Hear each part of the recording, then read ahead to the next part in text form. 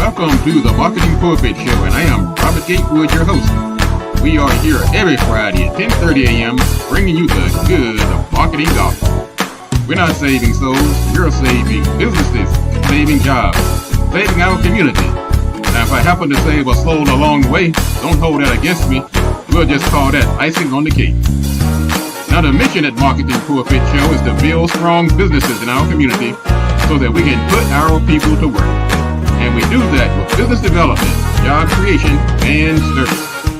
So if you ever find yourself in a business crossroads and not sure which way to turn, just turn on the Marketing Pulpit Show because we're on a mission. The show is broadcast live from the illustrious Radio 1 studio. Old keys won't open new doors. Now, to move forward in life, sometimes we get to a crossroads. So I want things to be different. I want things to be better. Status quo is not good enough. So you make the decision to do it. You go, okay, let's do this thing. But you forget, or you just don't consider that you can't get through those new doors using the old techniques that you sometimes are reluctant to abandon. So that's why I'm going to talk to you today about why these old keys won't open new doors and what we can do about it. So let's talk about some ways we can apply this. Well, let's just say, and we're talking primarily to business owners, but some of this can be applicable to wherever you are in life, whether you're a job, relationship, whatever. This is a mindset. This is part of our mindset series. Matter of fact, the Marketing Pulpit is doing a shift as well. We're focusing more on mindset doctrines as we move forward. I've given you a lot of marketing advice, and just like I gave you those 3 S's, I'm going to continue. But I've found out that the folks that have had the greatest improvement and advancement and the highest trajectory in dealing with me are the ones who had a mindset shift. So that's where I'm going to plant my flag in 2025. I'm going to help people with their mindset. And I have the credentials to back it up, by the way. All right, so one thing, let's not bring the same old strategies and tactics to trying to get into these new markets you're trying to get into. Let's just say you're trying to reach young people, for instance. You've been reaching old folks or baby boomers for most of your products and services, but now you decide to expand. That's your new strategy. Well, that baby boomer key might not unlock the door to the Gen Z or the millennials. Let's say you're trying to get into the B2B. You're trying to get into business to business market when you spent most of your life selling to B2C, business to consumer. You're going to need a new approach, a new set of keys. Let's just say you're trying to get into a situation where you're getting residuals income, passive income. You're tired out here working so hard and physically being involved. You want to make some money while you sleep. It's doable. But you can't take the old key to unlock that door. You've got to find some new strategies. And you may have to go back and get some more education. Okay? Another way where this is applicable, you're trying to bring old technology into a new business environment. Not going to work. That old key is not going to open those doors you're trying to get into. I know some of you guys are scared to death of AI. Man, that thing's by the devil. Well, it might be. So many things that are in business seem like spawns of the devil, Lucifer, whoever. I'm pretty sure it's not. We were afraid of the internet when it first came out. We were afraid of people were afraid of the telephone when it first came out. TV, you name it. Yes, it can be somewhat frightening, some of the things that AI can do. You go to your computer and type in. I just tried out this new app this morning. I was standing there, just getting out of the shower, dried off, and this idea came to me. You're going through your Instagram feed, and one caught my eye. So you type, and this is rather old technology to you folks who's really, really into AI. But I said, I'm going to try this particular app. And I said, okay, type in bull in a china shop. Took about maybe 3 or 4 minutes. That thing gave the perfect looking bull walking through a china shop. Now, if you're out there and you trying to be designer or doing digital marketing, and you still out here trying to go in Google, find the image, spend all this time running around when you could be using your creativity, you got to embrace this new technology. That's all I'm saying. So there are other examples I can give, but this is just one of them. If you want to be in the new digital era, you want to get behind that door, you can't bring your old keys. They're going to run you out of Dodge. Also, you can't bring the same old products time and time again, too. You got to shake it up. People want new things. I don't care how long you've been doing it, how good you have become at producing it. Eventually, folks want to see something new. So you got to bring some new products into 2025, some new services. Just look at what you're offering right now. Okay. Even let's say if you have limited capacity, you may have to let something go, but mix it up a little bit. Doesn't matter what service you're in. I'm telling you. You could be an attorney. You could be a landscaper. You could be a web designer, social media strategist, an accountant. Sometimes you can just repurpose or rename, relabel some of the services that you already offer. Just give it a new twist. Those old keys aren't going to open new doors if you're trying to expand your market with products and services. Also, spare me the river. You did some great things in the past. Cry me a river. It's old nostalgic. You want to talk about the things that you did in the past. But that was 50 years ago, 30 years ago. I'm proud of you. Hats off to you. But you got to do some new things, folks. You got to up that bio, that resume. I mean, it's nice that you did this back when you were the president of your class in college or high school. I'm proud of you. Maybe you got an award back in 1990. That was great. But I know you're doing some great things now. You didn't just stop being great, but then you kind of turned it down a little bit. You kind of rested on your laurels a little bit. Or you're probably not giving yourself enough credit for some of the things that you've already done. So if you're trying to get through those doors of accomplishment, you got to bring a new set of keys. Okay, go back and dust off some of those accomplishments that you've done recently. And sometimes you're selling yourself short. All right. Now the landscape is changing. What you got to do, the business landscape is changing. People are working from home. People aren't meeting in person like they used to. Networking is different. I went to this event last night. I pulled out my business card, man. People looked at me like I was a dinosaur. They said, what you supposed to do? What's that thing there? Man, that's a cool, what is it, made out of paper? Oh, it got your name on it? Ooh, hey, man. Where'd you get that from? The Stone Age? Everybody's using Blink now. So, of course, I just pulled out the card to kind of throw them off a little bit. But sometimes I think that technology can slow you down, though, if you've ever been doing it a lot. So Blink is like an app you put on your phone, and it puts your information, the information you want to share. Let's say you want to share your phone number, maybe your email address, your web address, a photo, maybe your logo. You put that in Blink, and then the person who has Blink also just take a picture of your QR code that Blink produces for you, and your information is exchanged. It goes right into their contacts. So you gotta evolve with this new business landscape. Now, this, like I said, some of you young folks, this is old school stuff. But I know my audience. Many of my audience people like scratching their heads. What's this thing again? Blink? No, it's Blink. B-L-I-N-Q. I think it's Q-U-E. But anyway, check it out. Also, as I wrap this up, trying to get through these doors in 2025 and beyond, You got to grab some new keys when it comes to your mindset and how you look at life and business and people.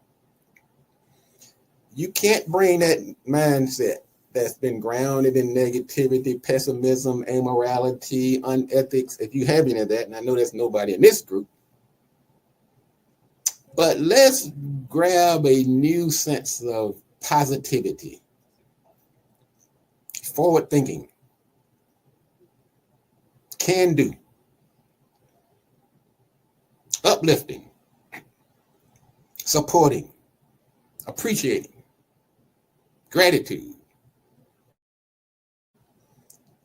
That old key, and sometimes I don't know how we got there. Sometimes we had some bad experiences. We can get cynical, skeptical, get negative.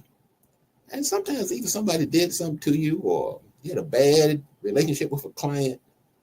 Sometimes you got the market turn on you. Don't let that turn you into something that you're not. I know you're better than that. So if you want to go into this new opportunity, this new marketplace, this new year, this new era, let's discard those old keys that was locking us out and get some new keys of optimism, positivity, forward thinking. I refuse to be negative.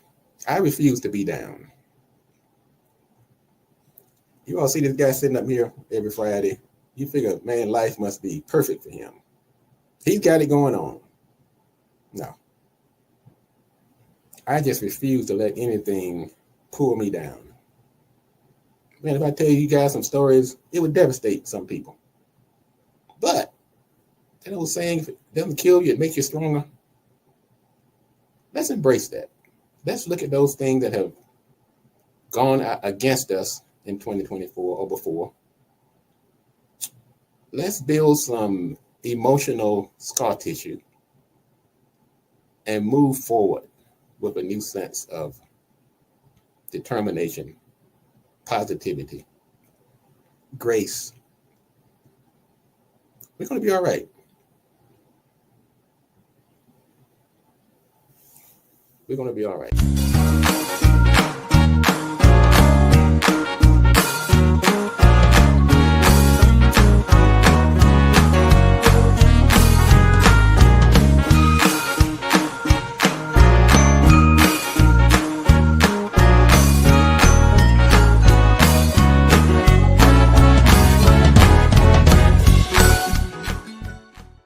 We're going to turn 2025 not in just a year. We're going to turn it into a verb. We're going to turn it into a year of action. Now, when you add ing to a verb, it becomes what we call a present participle, if you want to get technical about it. But it's a verb nonetheless. It's an action term. So when somebody asks me how am I doing now, I'm going to say I'm 2025ing. Because 2025ing to me, I'm giving it a meaning of action. It means I'm high on life and opportunities. They say, how are you doing? I'm going to say I'm 2025 because there's so many great things that I'm doing. It's just too numerous to get into each one. So I'm just going to say I'm 2025. So let's explore how we can make this 2025 into action. The first thing we're going to do is some decisive thriving. Embracing challenge and change. And we're going to reach new heights in 2025. That's how I'm 2025. I'm going to do some purposeful reviving. I'm going to go back and review my purpose to make sure I have not strayed. Because when I started this business, and you too, many times the successful ones, they started with a purpose. And sometimes the shiny objects come along and they pull us astray. So we're going to revive that passion that got us into business in the first place. We're going to do some coming aliving. We're going to wake up and embrace that spirit of generosity, altruism, philanthropy, justice, to make sure that we're doing things to make our world better. We're going to be 2025ing, talking about 2025ing today. We're going to talk about some power driving, harnessing the strength, the power to get things done. We're not going to be lackadaisical, lukewarm. We're going to be power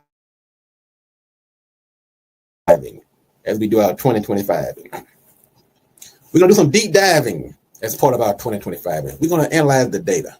We're going to find out why certain things happen, why certain things aren't happening, what we can do better as we do our 2025 in this new year. We're going to do some automatic driving. We're going to embrace technology. We don't want to have to be hands-on 24 hours a day. We want to make sure that we're on top of our game, whether it's automatic, whether it's artificial intelligence, whether it's social media, whether it's digital marketing, or whatever it is. We want some automation.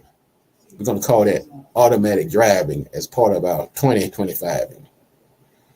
We're going to talk about some take fiving. In other words, we're going to find time to rest, relax, and rejuvenate as part of our 2025. We're going to be take fiving to make sure that we have the energy, the strength, and the mental capacity to embrace these opportunities and tackle these challenges in 2025. We're going to talk about some unsubscribing as part of our 2025. Some things we have to let go, old ideas, old processes, inefficient ways of doing things. We're going to get out of that. We're going to unsubscribe from those techniques. Sometimes we have to unsubscribe from some relationships that are not necessarily working in our favor. So as part of our 2025, sometimes we got to do some unsubscribing. And last but not least, 2025 is going to include a lot of high-fiving. We're going to be celebrating our accomplishments. We're going to be celebrating the accomplishments of others. We're going to be throwing our arms around each other as we go into 2025, because there's going to be some challenges in 2025. Some things we don't have control over. But what we're going to do, we're going to control the controllables. Have you noticed that during your celebrations, whether it was New Year's, Christmas, Kwanzaa, or whatever the occasion was, that when you were focused on that celebration, on the people around you, on that fellowship, on that networking, do you notice that you weren't worrying about who was in the White House? You weren't worrying about what war was being fought overseas? We're going to do more of that. We're not going to put our heads in the sand, but we're going to focus on positive things. We're going to be high-fiving as we're doing our 2025.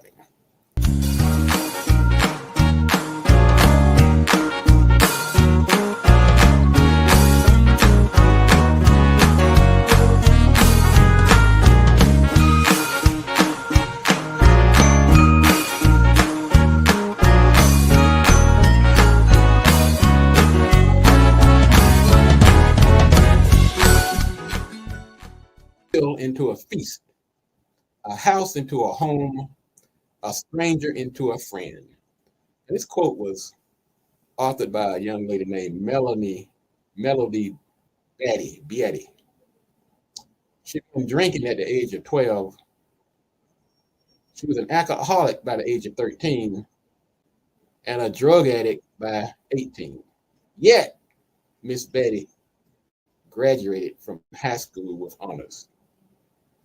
She didn't count her worries or her woes. In spite of all of that she went through, she found enough gumption, enough strength, and enough gratitude to get through high school to become a renowned author. And she graduated from honors with high school. So we're talking to business owners primarily today, but whether you're a business owner or not, sometimes sales are down, your supply chain is broken, staff done walked out on you. so many things that can go wrong. But the fact that you have a business in the first place, that you have people that think enough of you to give you their hard-earned money. I had to think about that sometime. I seen it last night, closing out the month. I'm thinking the month was done. Boom! I look, you know, you get that little ding that somebody sent you some money on the 11th hour. This client who I thought was done with me for the month popped in his payment. I said, man, we got to talk about gratitude for a minute. This person could have taken that money and done a lot of other things with it. So I don't take it lightly. I'm the son of a sharecropper. I pick cotton. These hands have picked cotton in cotton fields. His hands have been a shoe shine boy. This young man in front of you has had 13 siblings. We've slept in a house with 10 people, 2 to a bed, 6 to a room. I am grateful, and I don't take anything for granted. So why should you count your blessings as a business owner? Well, one thing, it improves your overall well-being, your mental health, and it can boost your physical health as well. You relieve yourself of a lot of stress. This positive attitude, it spreads like a wildfire. Therefore, it leads to increased productivity and motivation. There are some tangible reasons to embrace gratitude. On the other side, if you're walking around worrying and counting all your woes, you're going to burn yourself out. You're going to be stressed. It's going to impact your health in a negative way. It's going to make it more difficult to overcome the obstacles that you're going to run into down the road. If you don't take a minute to be grateful for the things that you have, when you run into some real troubles, you're not going to be able to cope. And that's going to lead to possible losses of opportunities, income, relationship, because you did not express gratitude for the things that you already have. So I'm saying today, count your blessings. You take a minute, okay? You don't have to get them all right now. Just take a minute to count the blessings during this month of Thanksgiving, this month of gratitude. It can be very empowering. Yeah, I was the son of a sharecropper. I picked cotton. I went to school. The only reason I got to school because I could play a musical instrument. That I'm grateful for. That got me through college on a full scholarship because I could play a horn. I'm grateful for that. But you have things to be grateful for as well. You just have to take a minute. Go in that quiet room, that corner. So, to ways to increase your gratitude, you might do things like journaling, meditating, even prayer.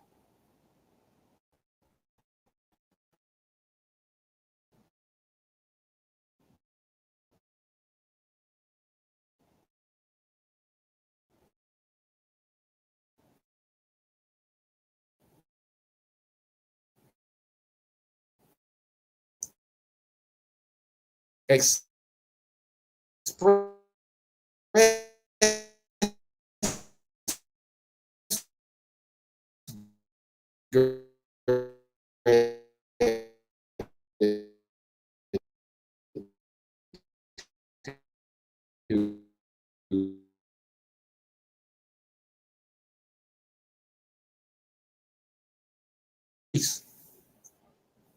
your blessings. You acknowledge the blessings, and they will be more bountiful. If you focus on your worries, you're going to get more problems. That's a law of the universe. You're going to get more of the things you focus on. So if you focus on blessings, you get more blessings. You focus on your worries and your problems and your woes, you're going to get those. So the next time you feel yourself being overwhelmed, pessimistic, feel like things aren't going your way, everybody is doing well except you, everybody seems to be healthier than you, wealthier than you, has more opportunities than you, just remember, there are a lot of people that are doing a lot worse than you. This much I know. I don't have to know your story. Well, folks, that's going to wrap it up for today. I'm Robert Gatewood. This is the Marketing Pulpit. If you missed the beginning of this segment, you can go back and replay it. Feel free to share it with others. I'm here every Friday on the Marketing Pulpit. I'm a business developer.